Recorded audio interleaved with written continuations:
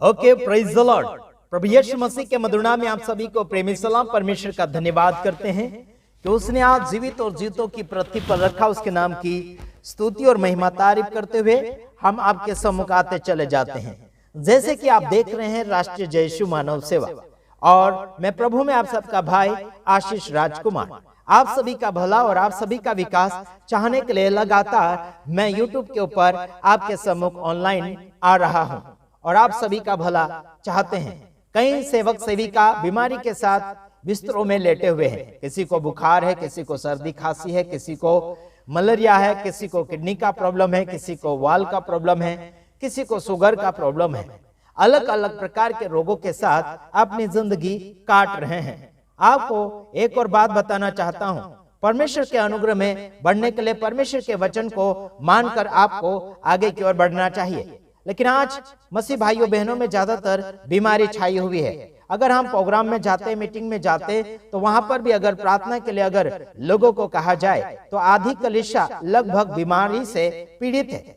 सभी लोग खड़े हो जाते बीमारी के लिए प्रार्थना करने के लिए। तो मैं आपको ये कहना चाहता हूँ, जब से आपने यीशु मसीह को अपनाया है तब से आपने आजादी का जीवन पाया है, छुटकारा और चंगाई का जीवन पाया है। तो आपको हमेशा हर साल बीमारी के साथ रहने की क्या आवश्यकता। मेरे तमाम भाइयों बहनों, बीमार होते हैं लोग, कोई खान पीन के कारण, कोई प्रॉब्लम के कारण, या फिर कोई मौसम के कारण, वातावरण के कारण बीमार हो जाते हैं। लेकिन हमेशा ही बीमार रहते हैं। कोई शुगर के साथ जी रहा है, कोई और कैंसर के साथ जी रहा है। तो मेरे तमाम भाइयों बहनों, आपको ऐसी बीमारी के साथ जीने के लिए परमेश्वर ने नहीं बुलाया और ना ही ऐसे विश्वास में जी सकते आप।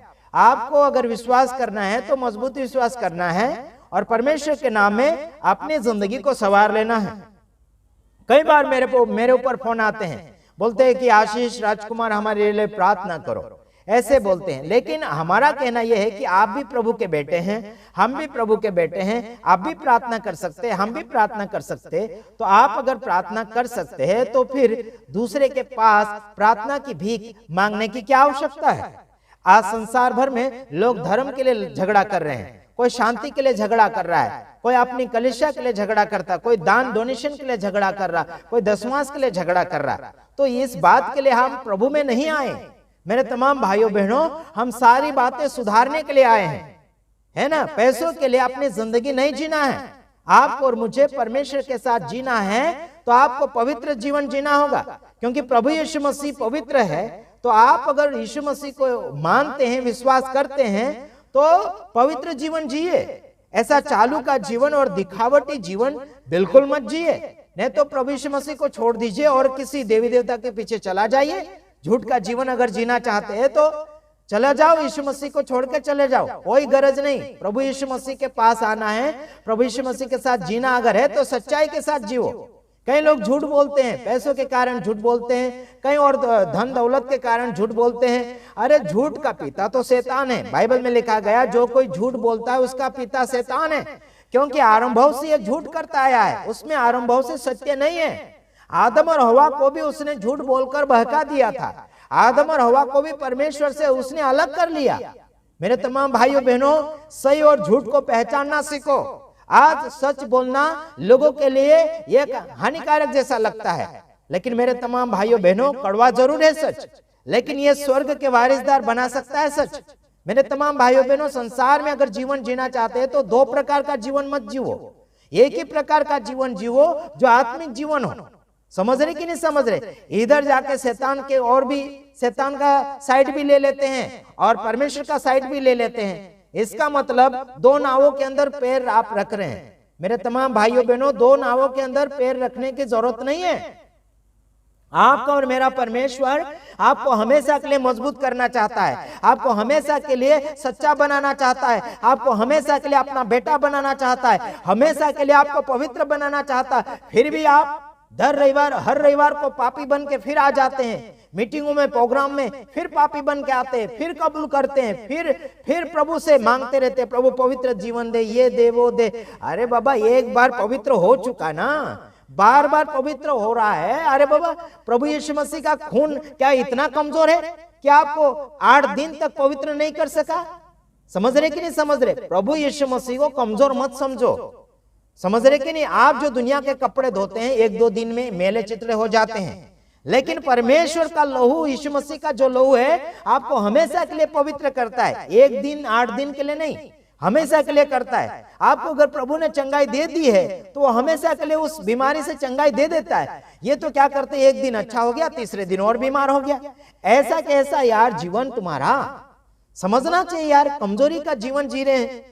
जिस परमेश्वर ने आपको और मुझे बुलाया है वो जमीन और आसमान का परमेश्वर है, सबको उसने बनाया है। आपको और मुझे उसने हड्डी दी, मांस दी, लहू दिया और शरीर के अलग अलग भाग दिए उसने, और उस परमेश्वर का कदर नहीं कर पा रहे हैं। हाँ जी, किडनी उसने फ्री में दी। आज अगर आप किडनी खरीदने के लिए जाओगे तो 1 करोड़ की 1 किडनी मिलती है। वो भी पैसा आप कहां से इकट्ठा करोगे? और प्रभु ने करोड़ों रुपए का शरीर आपको दिया, फ्री में दिया, जो दुनिया नहीं दे सकती है। वो शरीर आपको परमेश्वर ने दिया है। आज लोग रोबोट के हिसाब से बातचीत कर रहे हैं, अलग अलग हिसाब से पुतला बना रहे हैं, लेकिन जीवन नहीं बना पा रहे, आत्मा नहीं बना पा रहे।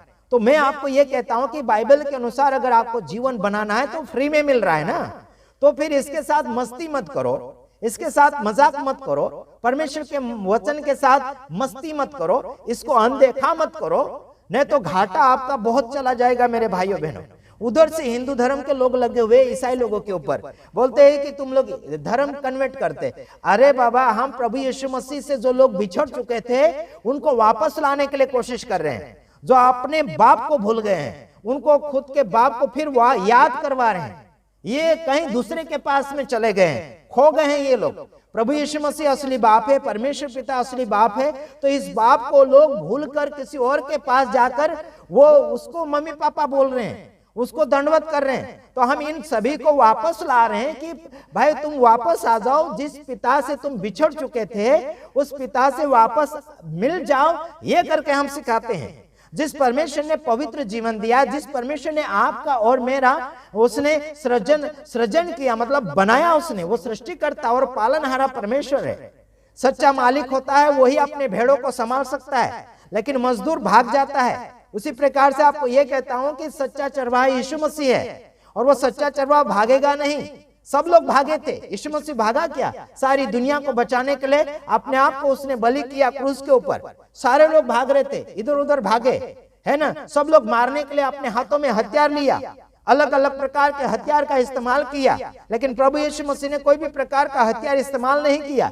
यीशु मसीह के सामने मौत आ गई, फिर भी उसने खुशी से अपनाया।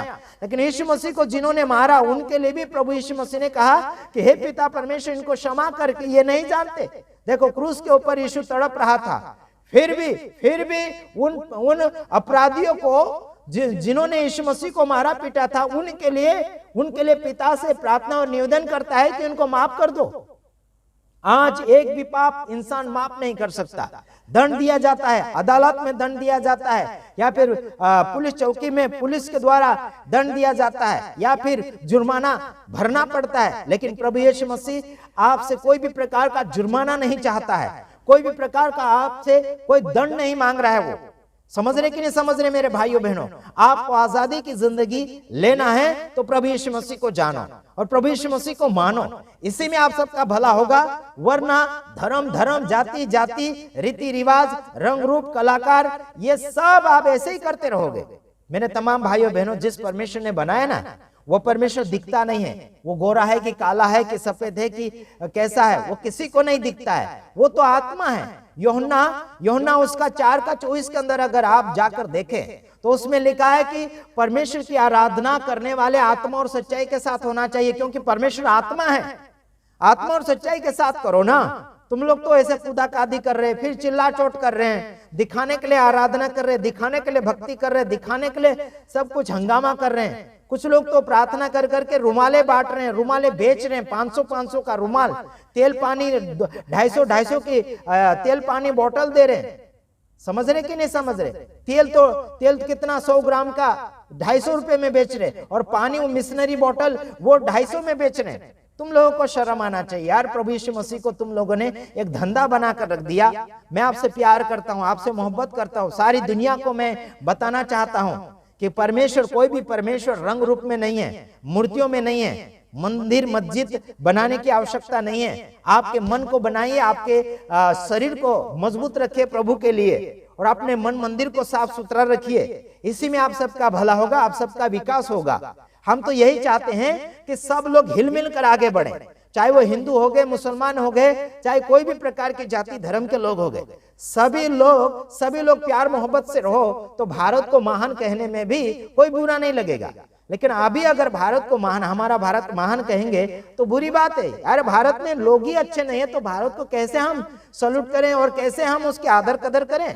अरे भाई भाई नहीं समा पा रहे, बहू बेटी नहीं समा पा रही, सास बहू नहीं समा पा रही, है ना, बॉस के साथ नौकर नहीं बराबर है, सेवक के साथ विश्वासी बराबर नहीं है ना, कोई असिस्टेंट पास्टर और बड़े पास्टर के साथ दगाबाजी कर रहे हैं, कोई थोड़ी सी कलिशा तोड़ के अलग लेके चले जा रहे हैं दान दशवास के लिए। हाँ जी, ये बिल्कुल मत करो यार। हम लोग प्रभु की सेवा इसलिए करने आए कि आत्मा दो चार या फिर जितनी भी आपके भविष्य में जो आप सेवा कर रहे, जितनी भी आत्मा बचाना चाहते बचा लीजिए। ये संसार का धन आएगा जाएगा। बाइबल में लिखा है कि पाप का ये जड़ है पैसा, तो पाप का जड़ के पीछे क्यों जा रहे यारों? अरे आप लोग मेहनत करोगे, आगे की ओर बढ़ते चले जाओगे, परमेश्वर अपने आप आपके लिए उपाय करेगा। भीख मांगने की आवश्यकता नहीं। मेरे तमाम भाइयों बहनों, प्रभु यीशु मसीह भूखों को खाना खिलाता था, लेकिन आज लोग एक टाइम का रोटी नहीं दे रहे हैं किसी को, एक साल के लिए एक जोड़ी कपड़ा नहीं दे पा रहे लोगों को। कोई गरीब सेवक सेविका, उनको गाड़ी की आवश्यकता, पेट्रोल की आवश्यकता, गाड़ी का टायर घिस गया, कर क्या रहे आप लोग, है ना? उनको लगने वाली चीजें, जरूरतें पूरी करने के लिए परमेश्वर आपको क्या उत्साहित नहीं कर रहा है? अगर कर भी रहा तो आप कर नहीं पा रहे हैं, है ना, अपने आप को दबा रहे हैं। मेरे तमाम भाइयों बहनों, हमारा प्रचार कोई भी प्रकार का लालच का नहीं होता है, उत्साहित करने का होता है, उठाने का होता है, गिराने का कोई भी प्रचार हमारा नहीं होता है। मैं ज्योति शर्मा को भी पिछले दिनों से लेकर आज भी कह रहा हूं कि प्रभु यीशु मसीह को पहचानने में देरी मत करो, वरना आपकी जिंदगी कम पड़ जाएगी आगे की ओर सच्चाई जानने के लिए। अभी जिंदगी मिली है, आधी उम्र हो चुकी है और आधी उम्र तो खत्म हो चुकी है। प्रभु यीशु मसीह को पहचानने के लिए ये जिंदगी भी कम पड़ेगी। लेकिन मैं तो चाहता थोड़ा तो जान लो और जिंदगी के सारे पापों को प्रभु यीशु मसीह के सामने रख दो, तो जिंदगी आपकी क्लियर और क्लीन हो जाएगी, साफ हो जाएगी जिंदगी और पवित्र जिंदगी हो जाएगी। तो प्रभु के साथ जीने में आपको तकलीफ नहीं होगी। मेरे तमाम भाइयों बहनों, केवल वो यीशु मसीह उद्धार दे सकता है। दुनिया के चाहे जितने कितने करोड़ों देवी देवता है, किसी के भी अंदर पवित्रता नहीं है। मैं खुलेआम कहता हूं, किसी के भी अंदर पवित्रता नहीं है। हर एक के हाथ में हथियार होते हैं और हर एक देव देवता के हाथ में हथियार है और मार तोड़ने के लिए हो रहा है, तेरा मेरा भेदभाव करने के लिए हो रहा है। कोई भी शास्त्र में मूर्ति बनाने के लिए अलाउड नहीं है, मंदिर मस्जिद बनाने के लिए अलाउड नहीं है। परमेश्वर का वचन खुद वहां कहता है प्रेरितों के काम में, उसमें 17 का 24-25 में अगर आप देखोगे तो परमेश्वर आपके हाथों की सेवा नहीं चाहता है और आपके बनाए हुए मंदिरों में नहीं रहता है। वो तो कहां रहता है, इसका एड्रेस तो हमको चाहिए ना। तो बाइबल में लिखा है, पहला कुरिन्थियों 3:16 में लिखा है कि तुम्हारा शरीर परमेश्वर का मंदिर है। देखो एड्रेस खुद हम खुद है, प्रभु यीशु मसीह का एड्रेस खुद है। परमेश्वर का रहने का स्थान कहां है? आपका और मेरा शरीर है। परमेश्वर का रहने का स्थान आपका और मेरा शरीर जीवते परमेश्वर का मंदिर है। आप और मैं तो खरीदे गए हैं, प्रभु यीशु मसीह ने आपको और मुझे खरीद लिया है। हम खुद के खुद नहीं है यारो, आज हम हैं कल नहीं रहेंगे। लेकिन भविष्य में ये वीडियो फैलता चला जाएगा और ज्यादातर पीढ़ियों को सुधारा मिलेगा। इसलिए हम ऑनलाइन के ऊपर प्रचार करते हैं ताकि हमारे जो आने वाली पीढ़ियां हैं वो तो कुछ न कुछ सुधारा अपने जीवन में पाती चली जाएगी। आज संसार भर में लोगों को गुमराहने के लिए समाचार दिया जा रहा है, लोगों को पटाने के लिए या फिर लालची संदेश दिया जा रहा है। वैसा हमारे पास बिल्कुल नहीं है। अगर हमें मदद करते हैं तो लालच देकर बिल्कुल मदद ना करें, और आपके मदद के द्वारा हम अपना संदेश बंद नहीं कर सकते। ऐसा मत बोलना कि हम इतना देंगे उतना देंगे और ऐसा संदेश दो, बिल्कुल नहीं। हम आपके अंदाज से संदेश बिल्कुल नहीं देंगे। लोगों में क्या प्रॉब्लम हो रही, क्या क्या समस्या हो रहा है, उस प्रकार से हम लोगों को सिखाने के लिए और समझाने के लिए कोशिश करेंगे। समझ रहे कि नहीं? दुबई से इंग्लैंड से भी मेरे पास फोन आया था, कहते हैं कि वो मत बोलो, वो मत बोलो, मोदी को मत बोलो, ज्योति शर्मा को मत बोलो, ये मत बोलो बोलते। मैं बोला भाई अपना पैसा अपने पास रखो, मैं आपके पैसे के कारण खरीदा नहीं जा सकता और ना ही कोई मेरा संदेश रोक सकता। मैं पैसों के लिए बिल्कुल सेवक नहीं बना हूं, पैसों के लिए मैं प्रभु में बिल्कुल नहीं आया हूं।